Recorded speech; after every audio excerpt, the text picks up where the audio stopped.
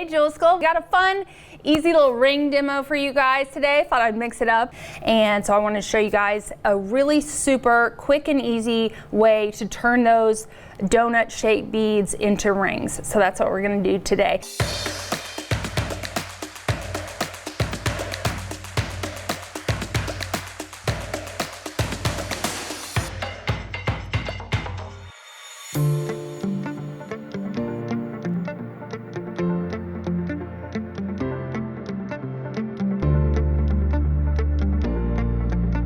Today we're using the donut shapes, and you've got a couple different styles and sizes of your donut beads in here, and y'all, they are cute and they're cool and they're fun. So I'm gonna show you how to turn them into a ring.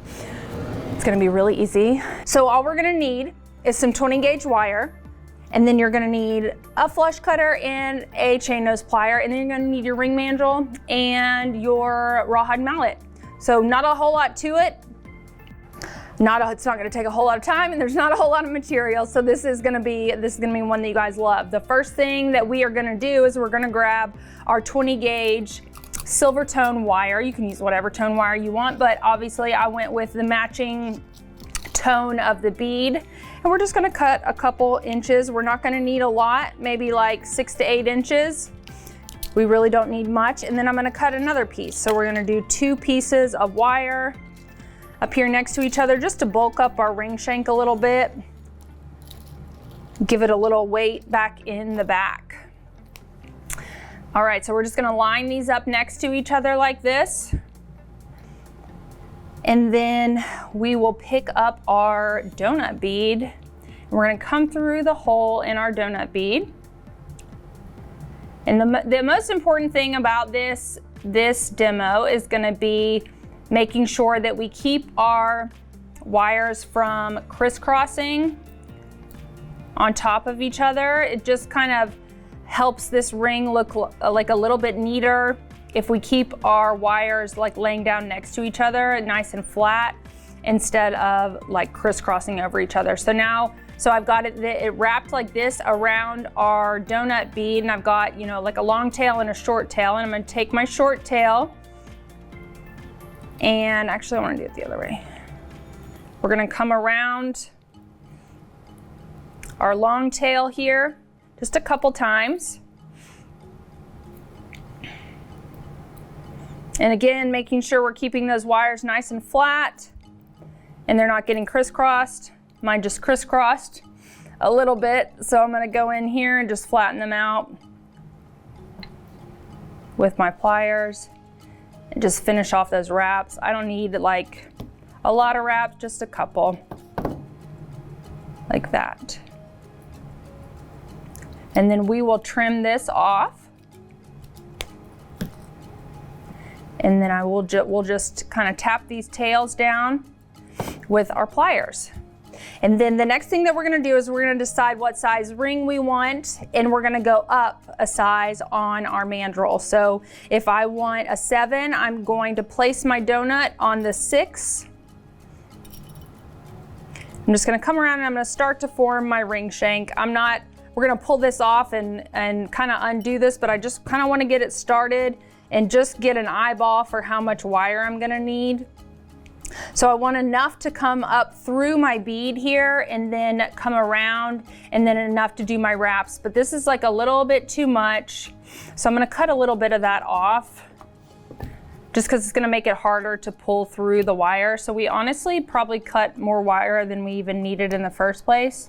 But we're gonna bend our wires back, and we're gonna come back up through the middle of that hole. And then come back around our donut. See, it looks real funky right now. But we're gonna come down onto our ring mandrel again. We're just gonna slide this down to the 6.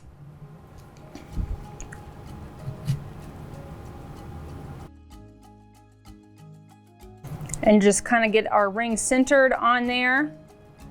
So we're on the 6, we're a size up from what we want our ring to be.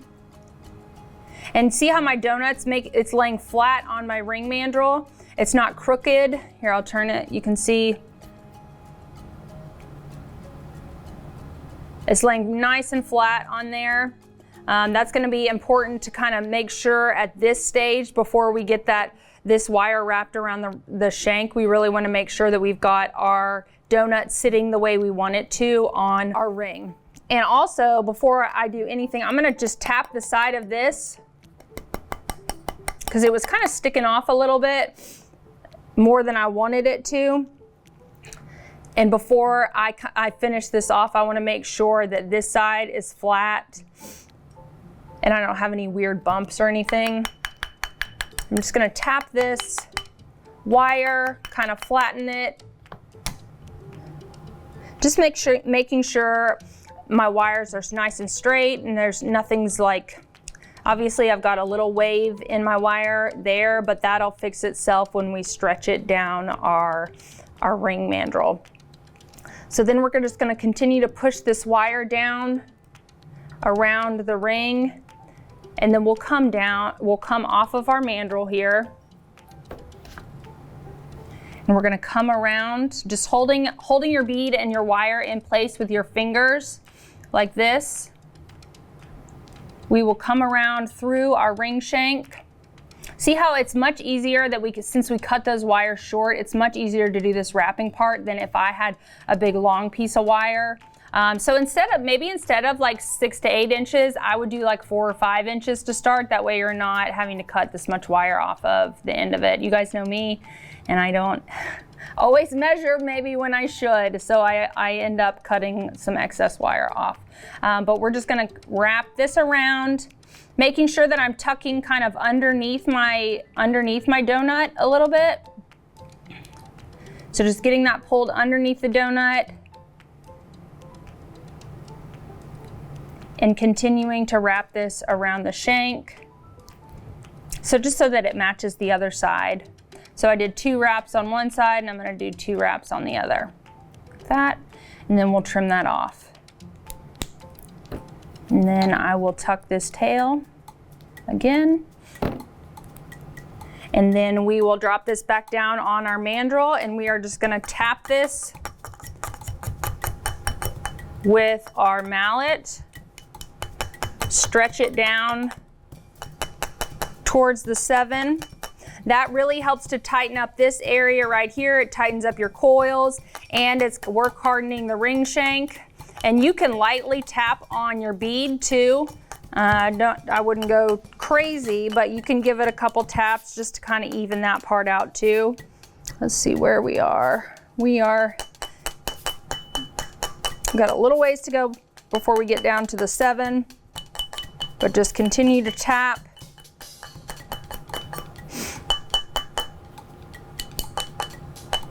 Real lightly, and then I like to go in and tap on my coils a little bit just to kind of tap those ends down. And then let's see, am I at the 7? I can't really see. Maybe come down just a little bit further. And then I'm gonna go around my my shank and just give this some really good taps with my hammer. Just really work harden that shank. Since we don't have a lot of volume as far as wire goes around the back, we really want to make sure we get these nice and hard so that they keep their shape over time as you're wearing it. So just give those some good hammers.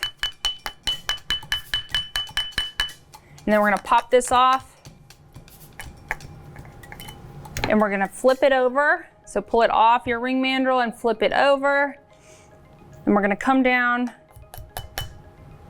This helps to kind of even out the shank because your ring mandrel is tapered. There's always going to be like if you just did this one directionally, there would be one of your wires for your ring shank would be just a tad bigger than the other. So I like to always flip it over no matter what I'm doing, no matter what style of ring I'm making. I try to flip it over and hammer and kind of stretch it from the other side too, just to kind of even those wires out in the back. So just give this a couple taps. I don't want to stretch it really any further because we're already at a 7. But then again, we'll just go around and give this some hammers.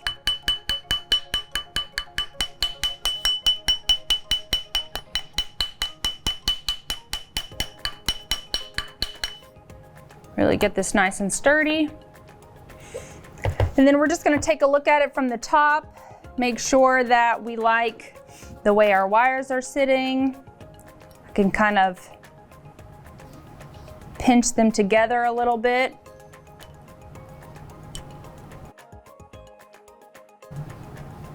Just making sure that they're sitting nice and straight across the top of our donut. Isn't that cute from the top? And then we will pull this.